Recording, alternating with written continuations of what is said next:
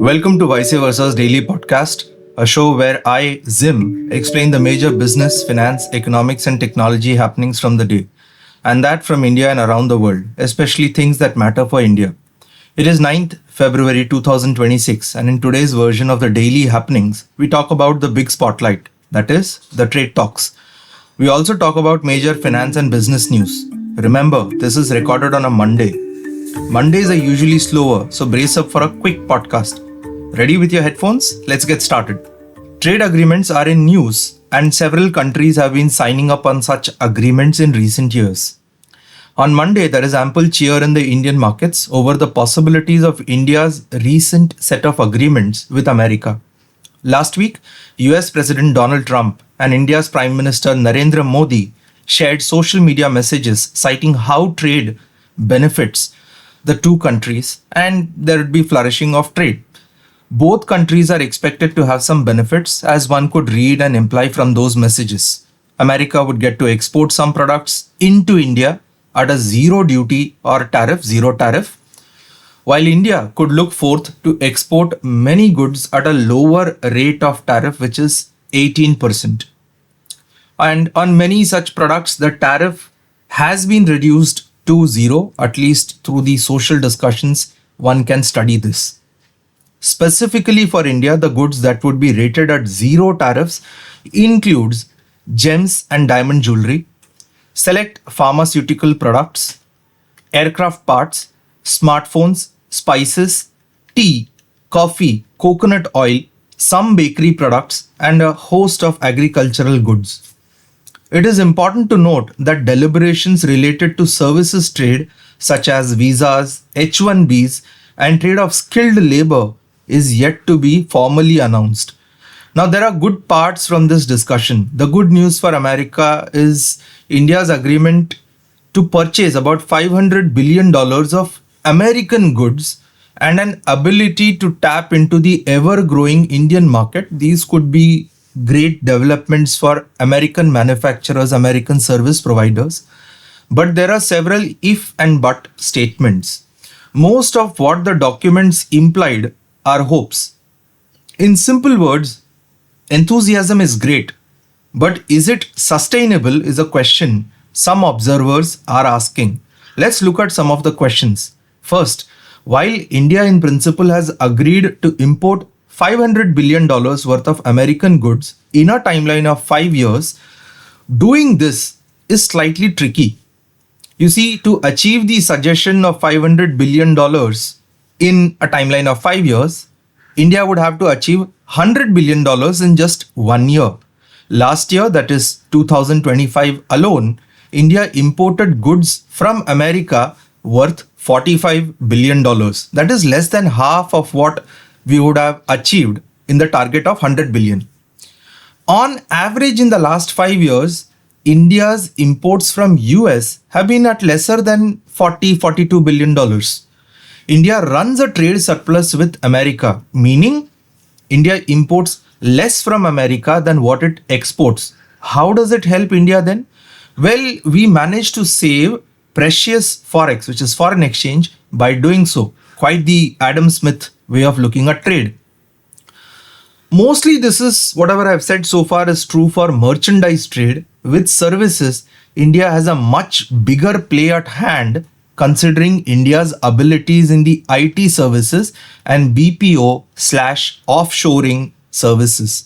The ability to convince India to import more American goods is a strategic win indeed for US President Donald Trump.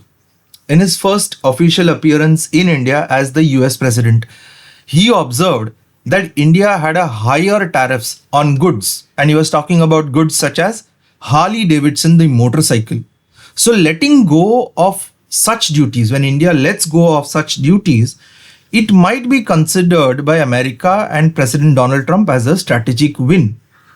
But how long can India sustain that, or can we even import $100 billion of American goods every year without affecting the trade balance that India has is a very tricky question that many analysts are asking. Second big problem, The second big problem with regards to trade is the opening of America's access to India's agricultural and dairy market. When the talks of the agreement were going on as recently as, let's say, day before yesterday, Indian officials claimed not to worry, agriculture and dairy would not be touched. If you read today's newspapers, you would come across the understanding that Indian officials are suggesting that even if we have this trade relationship going on, the impact to Indian agriculture would be zero. That is, American goods, this particular agreement in specific would not affect Indian markets, specifically Indian agricultural and dairy industry. So that's a suggestion or that's an explanation given by India's policymakers. But American officials last week were quick to report and to reply on social media. Some of them even replied or posted that American farmers would get access to Indian markets.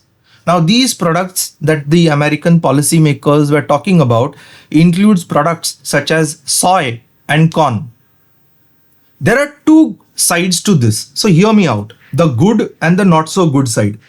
One is, if India opens up this particular sector, even marginally, a lot of the farming practices may get certain globalization effects. When I say globalization effects, a lot of practices would have to be embraced, even if you unlock or open up one particular product. America, on the other side, for years has been talking about how the road or how the playing field here is uneven. In several agreements which were discussed in recent times, America has often made the comparison that Indian farmers get access to subsidies, fertilizers at a subsidized rates, and even prices such as the MSP prices that we keep talking about in India. These are controlled by the government is an allegation which America has been making. So it is quite possible that once this particular access is given to America, more expectations might come into the equation. See, I'm not saying globalization is good or bad. It depends upon perspectives. Globalization can bring in better wages and living conditions for farmers. But consumers may have to open up because the cost increases. So the bigger problem is the disruption, the short-term disruption that it creates. So far, there are no adequate studies on how any opening, any sort of a opening, a partial or a bigger opening into a dairy, an agricultural or a farm sector to imported products could meet India's own expectations. And then there are further complex subjects such as genetically modified crops, GM crops. So it's a subject which needs a very detailed and a very nuanced introspection. This particular angle of trade between America and India is a developing story. More so because the exact papers haven't been publicized. The respective parties have called it as a framework for an agreement. So it would be wrong on my part to consider or present this to you as an agreement of sorts. Second major problem is the interpretation by analysts that trade agreements or free trade agreements would always work wonders. You see, I have made an entire video on the risks of free trade agreements. I'll link the notes to the show notes on Spotify and on YouTube. It's available to watch and to share. It's completely free on YouTube. You could go ahead and watch it. Moving on, the second big story is the RBI's latest repo rate announcement. Now, this announcement was made last Friday. The RBI Monetary Policy Committee last Friday agreed to keep interest rates unchanged. This was a unanimous decision made by the Monetary Policy Committee members or MPC members. However, the MPC is not just about interest rates. It also offers a great opportunity to analyze some of the observations, some of the statements made by these economists, including the governor. The entire document as such is available on the RBI's website. If you go to rbidocs.org.in, you will be able to read the entire PDF. So my suggestion to you is please do not skimp out on time. Go ahead, read that entire document. Some of the critical observations made by the RBI MPC in that particular document are as follows. One, the RBI observed that a buoyant services sector, a resilient agricultural sector, and there has been some revival in the manufacturing activity. Fantastic. Second, it also observed sustained buoyancy in services sector, GST rationalization, healthy Rabi season prospects, monetary easing and benign inflation environment, and how these would support private consumption. Third part, one of the sentences that caught my attention from the MPC notes were, and this is something which I speak in quotes, the net external demand, however, continued to be a drag, and this is where the highlight of the quote comes from, imports outpacing exports. Somewhere the RBI MPC is of the observation that imports have increased, but they have not matched the kind of growth that we see in exports. Detailed minutes are expected on February 20th. Moving on, here are some stories that will have you covered up for the day's agenda. India and Malaysia have signed several agreements, at least 11 trade deals. The first is in the area of semiconductor partnership, where a framework agreement would enhance collaboration in the semiconductor sector, including artificial intelligence and research and development. Second, as regards digital payments, India and Malaysia saw a memorandum of understanding announced between India's NPCI International Limited and Malaysia's PayNet to enable digital payment connectivity. Thirdly, for better security and defense cooperation in counter-terrorism, maritime security and defense, the two nations had an agreement for better cooperation. This aspect would also involve discussions on maintaining Indian-made aircraft for the Malaysian Air Force. Besides these, India and Malaysia also reached agreements in anti-corruption, labor issues, and disaster management. The biggest development from this agreement is that the two nations agreed to boost trade using local currencies. In some publications, there has been some cheer about a rising FPI or foreign portfolio data attributed to statistics from NSDL. The data suggests that in the last week of February, foreign portfolio investments turned positive and hit a 2-month high of $897 million. Data also indicates that in the first week of Feb, FPIs invested more than rupees 8,100 crores in Indian stocks, signaling a sharp improvement in market sentiment. To give you better context, depositories, which is NSDL and CDSL, the depository data showed that FPIs were net sellers for the last 3 months. In January, FPIs pulled out about rupees 35,962 crores. In December, it was 22,611 crores. And in November, it was 3,765 crores. Larsen & Toubro is expected to commission an additional 18 megawatts of capacity by March end. The total capital expenditure for this data center expansion is approximately rupees 1,000 crores. It is interesting that there are also plans to focus on green energy. In a notable development, Ola, according to some reports, is likely to trim its office space in Bengaluru as part of an optimization and restructuring initiative. The Internet and Mobile Association of India is learned to have written to the Finance Ministry that GST earnings reduce the incomes of drivers and riders on ride-hailing apps. In a month where several organizations reported how revised labor codes resulted in bigger provisions, a recent report suggests the benefits of India's revised labor codes. This report from an entity named Work India suggests that the implementation of new labor codes spurred a 56% increase in job postings in Tier 3 and Tier 4 cities. The report suggests that cities such as Kolhapur, Udaipur, Goa, Vijayawada and Kochi saw an increase in such postings.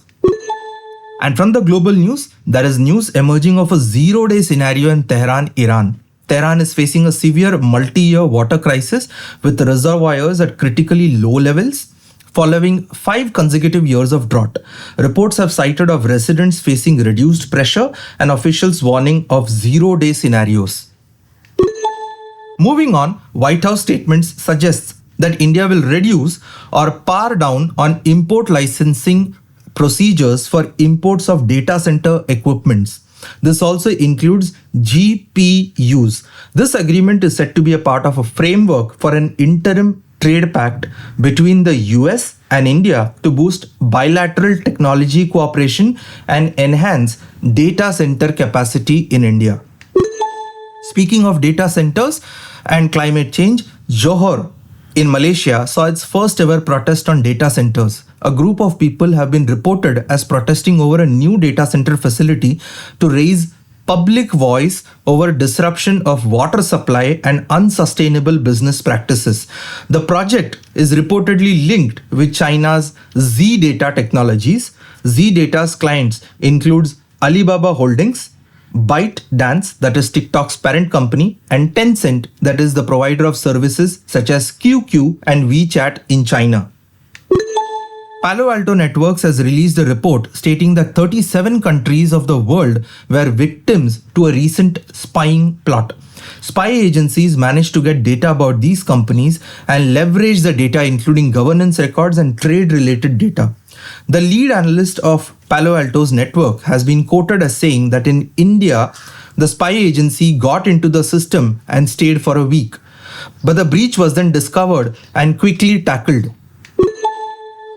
Nikkei index rallied after a strong show by Prime Minister Sanai Takaichi's governing party secured a 2/3 in the elections. Analysts are hopeful that there would be more spending from the government side with this majority win. More importantly, among major indices, chip stocks have so far witnessed a good show, witnessing the trends seen in stocks of Samsung Electronics. Equity markets have been trading with some optimism. Last week, the Dow hit the sweet spot of 50,000, the highest for the first time. As regards commodities, gold prices were seen trading back to levels of $5,000 per troy ounce, even as silver prices noticed volatility. Silver prices in US commodity markets were trading 4% higher. That development comes amid a softer dollar, since the US dollar exchange at the time of producing this show was down by nearly 0.03% in the last 24 hours. Bitcoin prices are currently quoting $70,000 per coin. It is up from my last report, but nonetheless lower than Bitcoin's all-time high. And that wraps up today's episode. Thanks for listening and making this part of your day. If you liked Viceversa Daily, follow it on YouTube and Spotify. You may also share this podcast with your friends. We'll meet in the next podcast episode tomorrow. Thank you and have a great day ahead.